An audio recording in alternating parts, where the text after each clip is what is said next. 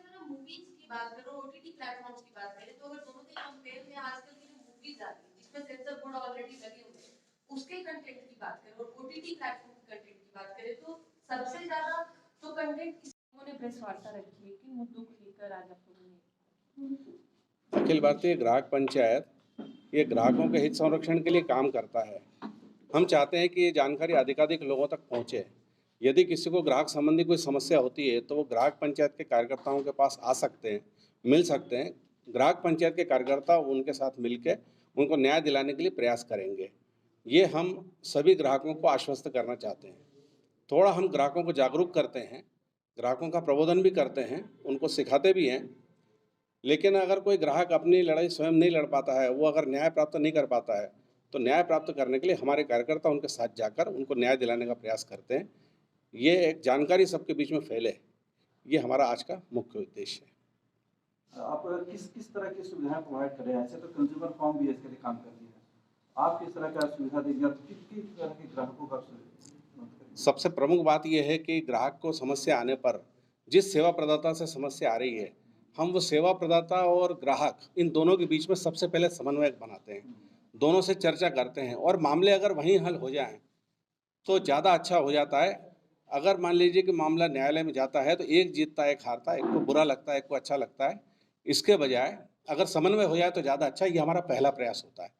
परंतु किसी कारण से कोई कहीं चीज़ अड़ जाती है कि हमने तो जो कर लिया वो कर लिया, अब आपको जो बने वो आप कर लो, तो फिर कानून है और फिर उस कानून के का अवलंबन करके और हम ग्राहकों को न्याय दिलाने के लिए प्रयास करते हैं। कानूनी प्रक्रिया तो बहुत लंबा हो जाता है, उतना ग्राहक भी कर पाएंगे? हमारे उसके बहुत सारे तरीके हैं काम करने के। तो मुझे लगता है कि हम लोग 80% मामले तो समन्वय से ही हल कर लेते हैं। उसका एक बात करने का तरीका होता है, कोई बात करके हम अगर लोगों को ठीक प्रकार से समझा देंगे, जो जो सेवा प्रदाता है वो कभी नहीं चाहेगा कि अपनी बदनामी हो। वो हमेशा चाहेगा कि ग्राहक मेरे प्रति अच्छी भावना रखे और इसलिए हम जब समन्वय से काम करते हैं तो अधिकांश लोग इस बात को मान जाते हैं। हमारा अभी तक का अनुभव है कि 80% लोग मामले हमारे पास आने के बाद हम लोग आपस में बात करके ही सुलझा लेते हैं। बहुत ज़्यादा न्यायालय तक जाने की ज़रूरत नहीं पड़ती है। पर उसके बाद भी, उसके अलावा भी कई प्रकार के फोरम होते हैं, कई प्रकार के तरीके होते हैं। वो तरीके अपनाने से हम जल्दी न्याय दिलाने में भी प्रयास कर लेते हैं। बहुत सारी ऐसी कंपनियां हैं जो 9 का 90 ग्राहकों से वसूल करती हैं, नहीं देने पर उन्हें आधार कार्ड पेन कार्ड ब्लॉक करने का धमकी देते हैं। तो क्या इस पर कोई ऐसा कानून या वैसा कुछ व्यवस्था है आपके पास? कुल मिला के जागरूकता ही हल है। जागरूकता के अलावा कोई ऐसा हल नहीं है। कोई भी समस्या आने पर घबराने से कुछ नहीं होना है। हम ग्राहकों को ये कहते हैं कि आप जो है, जो लोग जानकार हैं, थोड़ा सा जो लोग जानते हैं उनके पास आइए आप। अगर हमारे इकाई के पास आते हैं लोग, हमारे कार्यकर्ताओं के पास आते हैं, हम उनके साथ मिलकर बात करके उनकी समस्याओं का समाधान कराने का प्रयास करते हैं। आप ग्राहकों को जागरूक कैसे करेंगे? किस तरह से लोग जानेंगे कि इस तरह का भी कोई प्लेटफॉर्म है जहाँ पर उन्हें न्याय मिल सकता है? जागरूक करने के तो हमारे बहुत सारे तरीके हैं। हम लोग उसमें मतलब स्कूलों में जाते हैं, कॉलेजों में जाते हैं, अपनी बात रखते हैं, मेलों में जाते हैं, वहाँ पर जाकर हम अपने प्रदर्शनी लगाते हैं, उसके माध्यम से लोगों के पास बात जाती है। कहीं क्लब होते हैं, क्लबों के बीच में जाते हैं, वहाँ बात रखते हैं। कहीं कथाएँ होती हैं तो कहीं शिव पुराण हो रहा है, कहीं भागवत कथा हो रही है, वहाँ जाते हैं, वहाँ पर हम अपनी बात रखते हैं। तो हम अपनी बात को लोगों के बीच में लगातार फैलाते जाते हैं और साथ में कुछ पैम्पलेट्स वगैरह साथ में देते चले जाते हैं, जिसमें उनके पास हमारे ऑफिस का पता और मोबाइल नंबर ये रहता है। अगर किसी को भी कोई समस्या होती है तो वो आकर हम लोगों से मिल सकते हैं और मिलकर और न्याय प्राप्त करने के लिए प्रयास कर सकते हैं। इस प्रकार से हम लोग अपने बात को फैलाते चले जाते हैं। सरकार भी इस प्लेटफॉर्म में बहुत सारे प्रचार कर रहे हैं, लेकिन जागरूक नहीं हो पा रहे। क्या आपकी जागरूकता लोगों में कुछ मानसिकता चेंज कर पाएगी? सरकार प्रयास कर सकती है और अच्छा प्रयास कर सकती है, लेकिन सरकार की एक सीमा मर्यादा है। सरकार को अगर प्रचार करना है तो उसके पास एक माध्यम है टीवी, और वो केवल विज्ञापन जारी करती है, कभी वो अखबारों में विज्ञापन देती है। लेकिन अखबार का विज्ञापन या टीवी के विज्ञापन से उतनी जागरूकता नहीं आती है। जब 1 टू 1 बातचीत होती है किसी से, जब हम एक समूह के अंदर बात करते हैं और तब अगर वो जो जागरूकता आती है तो वो जागरूकता स्थायी हो जाती है। सरकार ने एक कंज्यूमर ऐप बनाया है। मैं समझता हूँ कि 99% से ज़्यादा लोगों को ये कंज्यूमर ऐप है, कंज्यूमर्स की सुविधा के लिए ये भी नहीं मालूम है। ये उपभोक्ता मंत्रालय ने बनाया है कि किसी भी प्रकार की समस्या आने पर 43 डिपार्टमेंट्स ऐसे हैं जो इस कंज्यूमर ऐप में कवर किए उन्होंने। किसी भी विभाग में अगर हमें समस्या है तो उस ऐप में जाकर हम अपनी शिकायत दर्ज करा सकते हैं। घर बैठे हमको मामला हल करके और हमें वो मंत्रालय मामला हल करके देता है। ये जानकारी भी लोगों को नहीं है।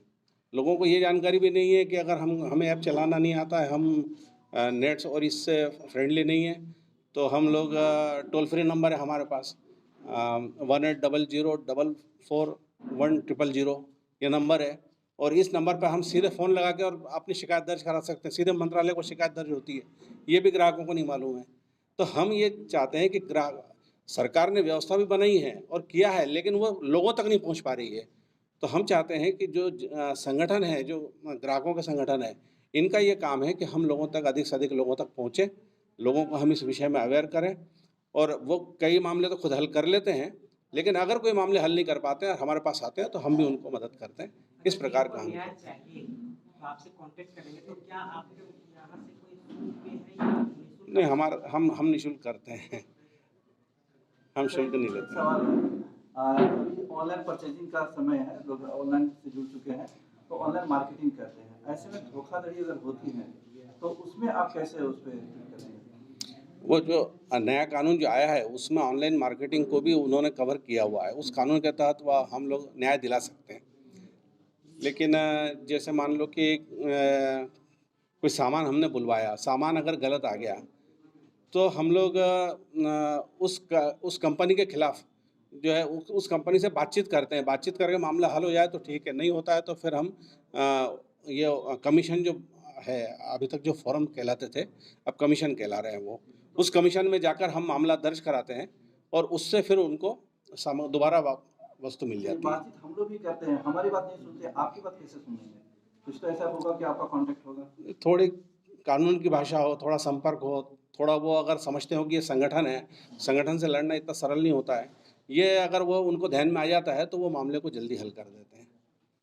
और अगर किसी के बैंक अकाउंट से धोखाधड़ी होता है, कटता है पैसा, कई तरह के इलीगल मैसेज वगैरह आते हैं, फिर अकाउंट से कटता है, ऐसे अगर धोखाधड़ी होता है उस पर आप किस तरह मदद करेंगे? उसमें तो सरकार लगातार वो जारी कर रही है कि भाई कौन सा नंबर है जिस नंबर पर आपको शिकायत तुरंत करना चाहिए। उसका भी प्रचार प्रसार हम लोग करते हैं कि भाई इन नंबरों पर आप तुरंत शिकायत करेंगे तो जो आपके साथ जो बैंक से आपका जो अकाउंट से पैसा निकल चुका है उसको वापस लाने की जवाबदारी उस बैंक की है। ये सरकार भी लगातार इसका प्रचार कर रही है और हम लोग भी लगातार इसके बारे में बताते रहते हैं। इन नंबरों पे तो कांटेक्ट किया जाता है, लेकिन जो संपर्क मदद करने वाले होते हैं वही संपर्क में नहीं आते हैं। ऐसे में ग्राहक परेशान होते हैं। ऐसे में आपकी मदद कितने समय में, कितनी जल्दी मिल पाएगी? नहीं, हमारे पास तो व्यक्ति आता है, वैसे ही हम लोग उस विषय में काम चालू कर देते हैं और हमें लगता है कि 90% तो हमको सफलता मिल ही जाती है। हमारे साथ ऐसा बहुत कम होता है कि सफलता नहीं मिलती है। अपना परिचय दें। मेरा नाम दिनकर सबनीस, मैं दिल्ली से आया हूँ। केंद्रीय संगठन मंत्री की जवाबदारी है मेरे पास। अखिल भारतीय ग्राहक पंचायत के लिए देश भर में प्रवास करता हूँ।